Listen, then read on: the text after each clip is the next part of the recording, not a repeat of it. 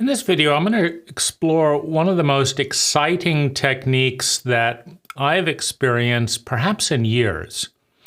And I learned this from extrapolating from a Gay Hendricks book on self-love.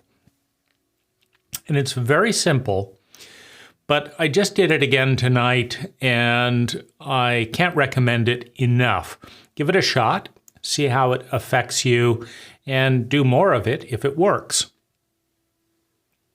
So I woke up feeling exhausted, difficult to be present, all kinds of thoughts racing. A lot of what I find difficult are these double bind type scenarios. If I do this, there'll be this problem. If I do this, there'll be this other problem. There's no way forward. And,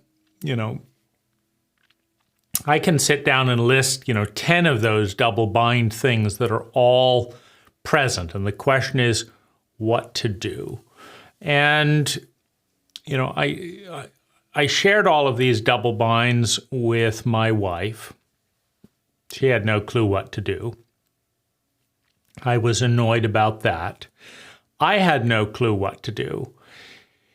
However, after listing all of the things that I was concerned about, worried about, in pain about, didn't know how to fix, and feeling all the pressure in the middle of all of those types of double binds, I simply went and used this technique. So here it is.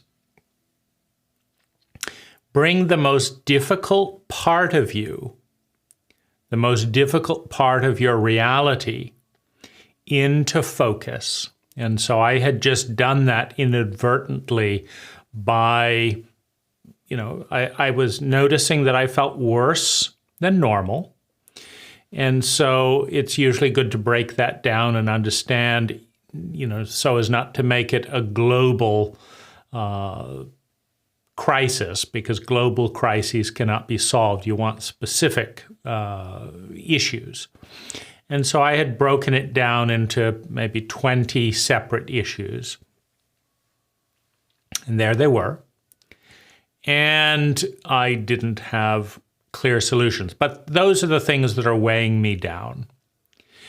And so at that point, I turned towards myself.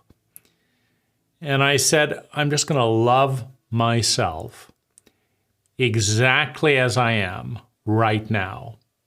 I'm going to love myself in all of these problems. I'm going to love myself in all of these stresses about these problems. I'm going to love myself in all of my anxiety about not knowing how to solve these problems. And I'm going to love myself for being the person in this situation. And I felt instantly 200 or 300% better. Now, that's a remarkable, this is why I say it's one of the most exciting things that I've come across in years. That's a remarkable uptick, 200 or 300% better in a matter of less than 2 minutes, probably 90 seconds was the time I spent doing that exercise. Then, I had been kind of in trying to extract some form of support, advice, empathy from my wife. And to my irritation, she's not very good at putting those types of things into words. And so, there's a part of me that's left feeling foolish and uncared for even, bringing these things up.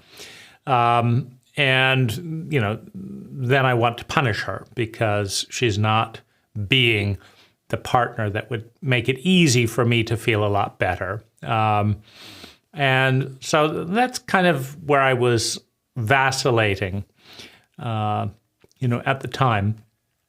But letting all of this self-love in at that moment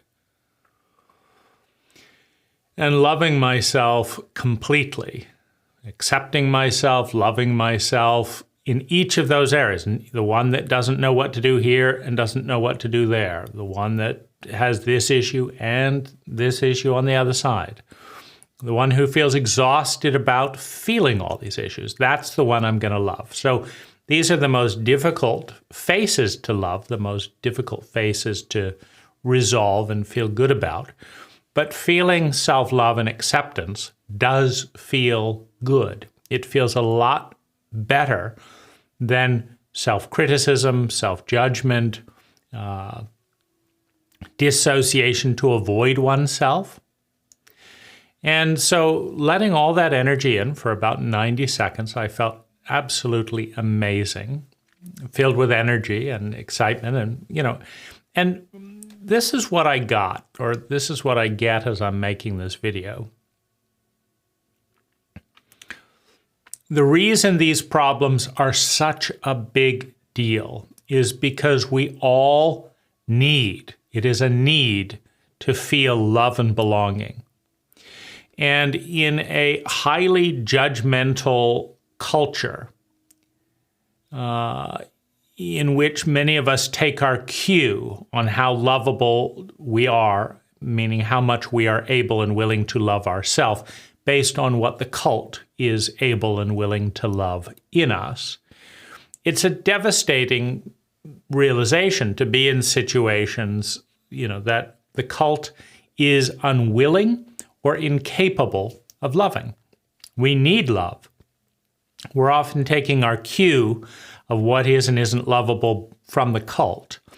And the cult is incapable of loving these parts.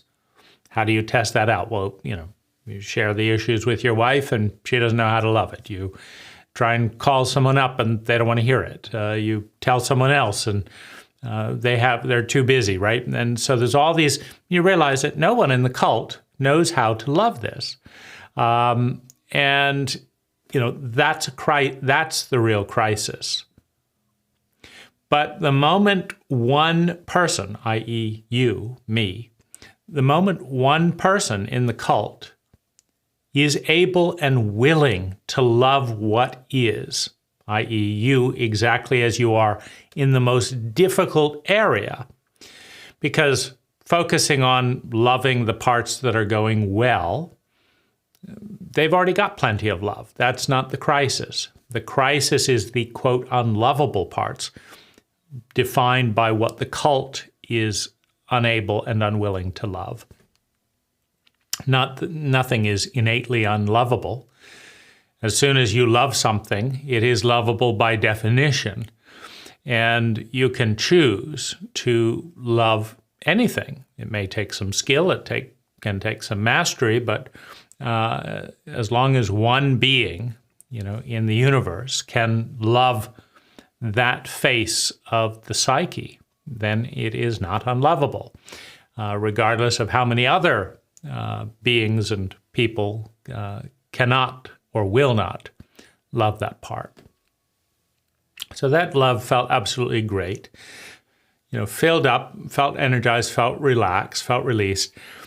Now, as soon as I felt filled with self-love, then I felt energy and affectionate and a giving energy towards my wife. She loves being, playfully tickled and cuddled and all of that. And so that's kind of more of her love language. And, upon loving myself and satisfying the crisis is this part of me feels unloved and unlovable. And up until that moment, I'm trying to love that part by solving the problems, by saying, well, we'll do this instead of this. But in double bind situations, that is not, an encouraging solution. You can't solve a double bind, but you can love a double bind.